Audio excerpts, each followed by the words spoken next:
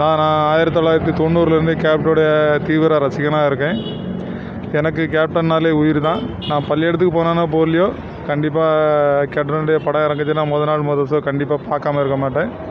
அதை விட அப்படியே வாழ்ந்து கொண்டு இருந்தோம். கேப்டன் அதுக்கு பிறகு கேப்டனுடைய ரசிகனாக இருந்து கேப்டனுடைய அவர் ஆரம்பித்ததுலேருந்து அவர் கூடயே தான் நாங்கள் பயணிச்சிட்ருக்கோம். இன்றைக்கி எங்களுடைய தாங்க முடியாத ஒரு இழப்பு செய்தியை காலைல கேட்டேன். ஆனாலும் அதை நான் நம்பலை. ரெண்டாவது எப்படியாவது அவர் இழந்துட்டாருன்னு கூட செய்தியை கேட்ட உடனே முதல்ல நான் வேலை செஞ்சுருந்த வேலையை நிப்பாட்டி வச்சுட்டு உடனே போய் நான் கோயிலுக்கு போகிறதுக்கெலாம் எனக்கு நேரம் இல்லை. உடனே ஒரு காலையில் போய் மூட்டையை போட்டு காலையிலேருந்து இவ்வளோ நேரமும் ஆகாரம் ஒன்றும் சாப்பிடலை.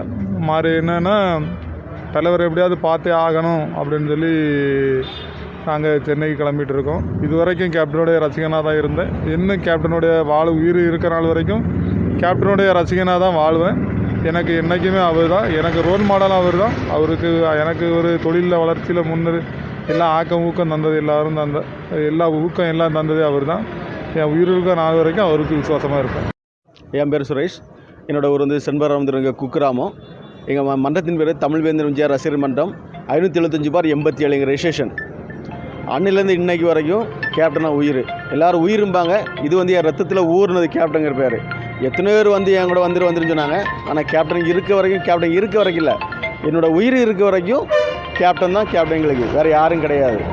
ஏன்னா நாங்கள் அப்படி வளர்ந்தவர். அவர் சொன்னங்கிற ஒரே ஒரு காரணத்துக்காக நான் கல்யாணம் பண்ணும்போது கூட வரதட்சணை எதுவுமே வாங்கலை. ஏன்னா அவர் சொன்னார், வரதட்சணை வாங்கக்கூடாது, அடுத்த பொண்ணுங்களை கஷ்டப்படுத்தக்கூடாது, எல்லா பொண்ணுங்களுமே தாய் தந்தை மாதிரி நினைக்கிறேன் அப்படின்னு சொன்னார். அதை இன்றைக்கும் நான் கடைப்பிடிச்சிருக்கேன். நாளைக்கு எனக்கு 2 பசங்க இருக்காங்க. அந்த பசங்களுக்கும் இதே தான் நான் பின்பற்றுவேன். ஏன்னா கேப்டன் என் ரத்தத்தில் ஊறுனது. அவர் என்னோடய அண்ணன் மாதிரி. அண்ணன் சொன்னால் நாங்கள்லாம் தட்ட மாட்டோம். அதோட எங்களோட உயிர். அவ்வளோதான். நியூஸ் போட்டாங்க, 7 மணிக்கு ஆன் பண்ணியாச்சு. கொரோனா தொட்டுனாலே எங்களுக்கு முடிச்சு எடுத்து போச்சு. அதுக்கப்புறம் 9 மணிக்கு அறிவிச்சாங்க வரந்துட்டாருன்னு சொல்லிட்டு. அன்னிலேருந்து இப்போ வரைக்குமே நாங்கள் என்ன பண்ண யாது பண்ண எதுவுமே எங்களுக்கு தெரிய மாட்டேங்குது. ஆனால் எங்களுக்கு கேப்டனோட வேறு யாருமே கிடையாது. அப்படி நாங்கள் இருந்து அவர் கடைசி ஒருத்தர் பார்க்கணுங்கிறதுக்கு வேண்டி நாங்கள் மெட்ராஸுக்கு கிளம்பிட்டு இருக்கோம். விஜயகாந்த் ரசிகர். சின்ன வயசுலேருந்து தீவிரமான ரசிகர்னா இப்போ உள்ள எல்லா நடிகரும் கருத்துன்னு ஏதோ கருத்து சொல்கிறாங்க. அது கருத்து வேறு மாதிரியே இருக்குது. எங்கள் கேப்டன் சொல்கிற கருத்து நாட்டு மக்களுக்கும் எங்களை போல் இளைஞர்களுக்கும் சொல்கிற கருத்து வேறு. அது ஒரு எச்சுகள் ஒரு ஆர்வம், தமிழ் ஆர்வத்தில் உள்ள எங்கள் தலைவர் இன்ன வரைக்கும் ஆச்சு எந்த மொழியிலையும் நடிக்கலை. ஒரே தமிழ்னு சொல்கிறாரு.